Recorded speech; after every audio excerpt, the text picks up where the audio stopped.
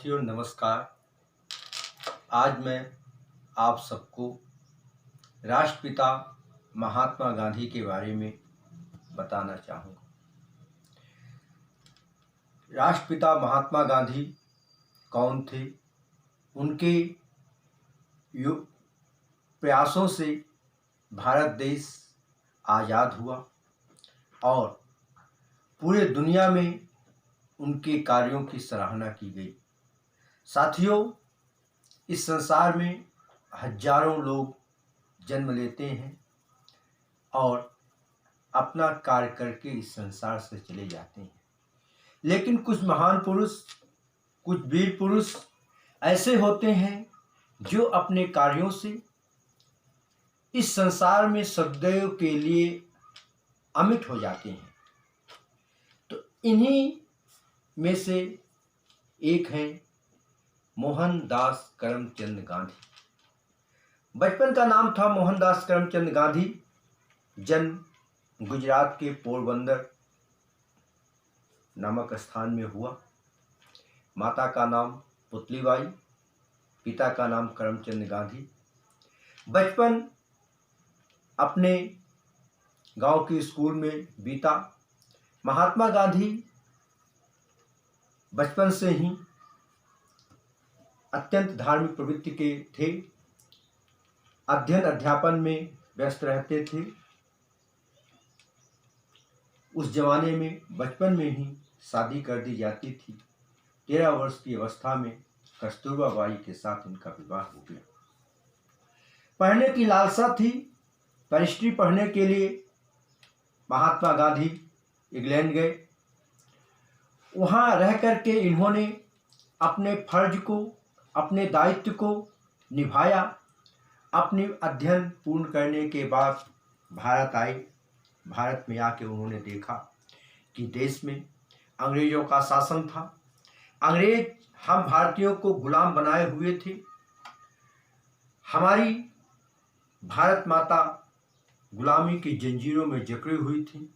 उनके मन में कष्ट हुआ और उन्होंने ठान लिया कि निश्चय ही हम समस्त भारतीयों के साथ मिलकर के भारत माता को आज़ाद कराएंगे।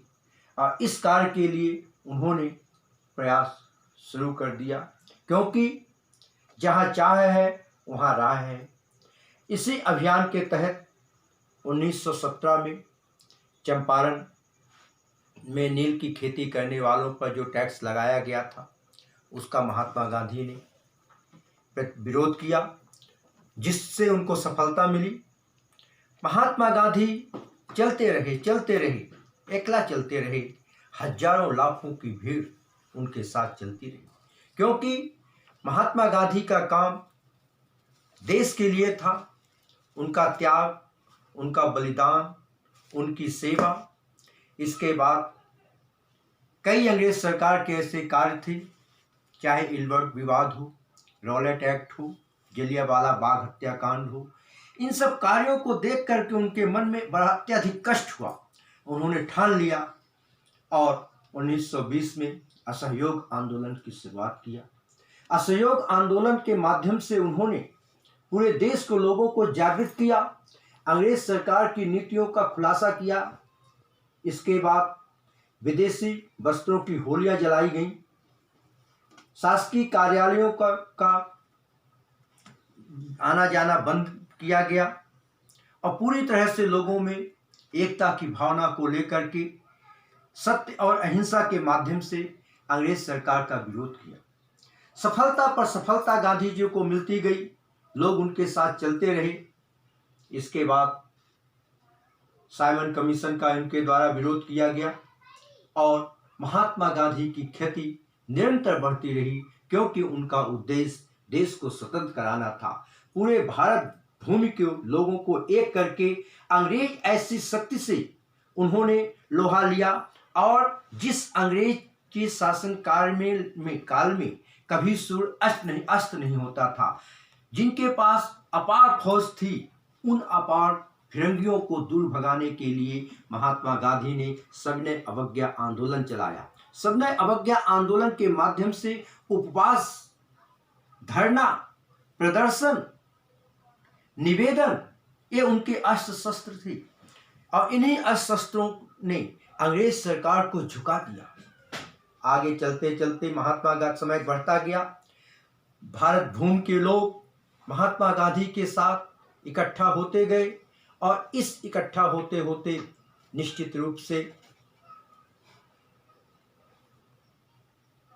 महात्मा गांधी के साथ उनके कार्यों को देखते हुए का हजारों लाखों की भीड़ उनके साथ चलती गई। उन्होंने पूना पैक्ट में सफलता प्राप्त की, क्रिप्स मिशन का विरोध किया और जब देखा कि अंग्रेज सरकार किसी तरह से भारत को स्वतंत्र नहीं करना चाहती थी, उनके समस्त सत्य, अहिंसा, धरना प्रदर्शन, निवेदन और वो महात्मा गांधी के सब अस्त्र शस्त्र जो थे निष्प्रभावी हो रहे थे। अंग्रेज सरकार डेट पर डेट देती जा रही थी। जो महात्मा गांधी सदैव सत्य, अहिंसा के मार्ग पर चलना चाहते थे, अचानक 1942 में महात्मा गांधी ने एक आवाज में अंग्रेज सरकार को ललकारा कि अंग्रेजों, भारत छोड़ो, क्योंकि और देश हमारा है, इस देश में हम तुम लोगों को नहीं रहने देंगे। और इसी 1942 में महात्मा गांधी ने डू और डाई, करो या मरो का नारा दिया और अंग्रेजों को खुली चेतावनी दे दी कि अंग्रेजों, भारत से चले जाओ, भारत से हट जाओ, क्योंकि भारतीय जनता, भारत भूमि के लोग अब जाग चुके हैं, अब तुम्हें भारत में रहने का कोई अधिकार नहीं बचा है। और महात्मा गांधी की आवाज में, महात्मा गांधी के साथ देश को स्वतंत्र कराने के लिए हजारों लाखों की भीड़ उनके साथ हो गई। अंत में विवश होकर के 1946 में कैबिनेट मिशन प्रस्ताव आया और हमारा देश 15 अगस्त 1947 को आज़ाद हो गया। दे दी आज़ादी हमें बिना खड़ग बिना ढाल, साबरमती के संत तूने कर दिया कमाल। तो ऐसे थे महात्मा गांधी। उनके संबंध में अल्बर्ट आइंस्टीन ने कहा था कि शायद ही आने वाली पीढ़ी कभी इस बात को स्वीकार करेगी कि वो हाड़ मांस का पुतला महात्मा गांधी भी कभी संसार में रहा होगा, जिन्होंने सत्य और अहिंसा के माध्यम से, पैदल चल कर के, उपवास के माध्यम से लोगों के दिलों में राज किया और अंग्रेज जैसी शक्ति को देश से हटा दिया और भारत देश को सदा सदा के लिए स्वतंत्र कर दिया। ऐसे थे हमारे राष्ट्रपिता महात्मा गांधी, अर्थात फादर ऑफ द नेशन। जय हिंद।